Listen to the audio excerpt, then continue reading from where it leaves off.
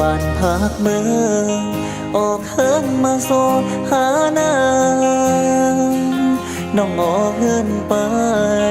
หึงนานเบาหันโปกมาอายทั้งว่านางนอ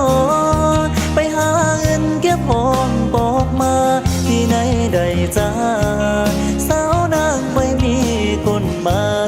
ยนางใครได้สร้างปัญหาเออนางใครได้ลดเบิ้นโซหาซื้อปันบ่เหมือนโตใจเฮ็ดสวนเฮ็ดให้ฐานะนางบ่ใครปกมาหิงไฟยามกันยามใดนางบ่ใครตากเมยนางเคยอยู่ห้องแอร์ยามฮ้อนก็กัดยามหนาวก็อุ่นนางบ่ใครปกมาจุ้งก้อยเลยบ่ใครปกมาเฮ็ดให้เห็นหน้านางเคยอยู่ในเมืองลงไปเมาแสงสีและอยู่สุขสบายขับรถลาไปพับไปบ้าน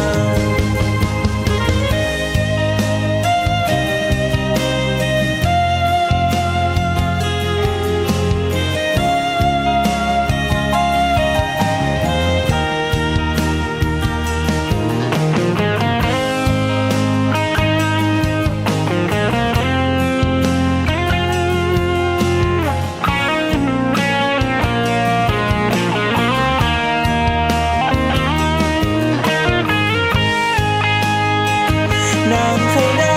สร้างปัญหาเออนางใครได้ลดเบิ้นโซหาซื้อปันบ่เหมือนโตใจเฮ็ดสวนเฮ็ดให้ฐานะนางบ่ใครปกมา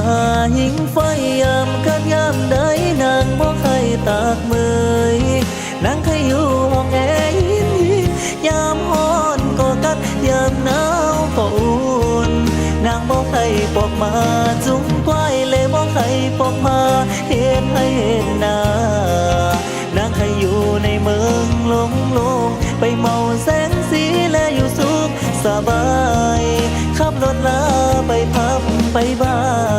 นทางนางเก็บหอมตอมเงินและขึ้นไหวปอกมาอยู่หินใจกันปาดยางขายยางเก็บหอมตอมเงินไว้พ่อนา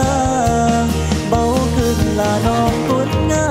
มขึ้นลืมถิ่นฐานบ้านเกิดเมืองนอนลืมใจคุณหักของนางไปเมาแสงสีลืมให้ลืมนา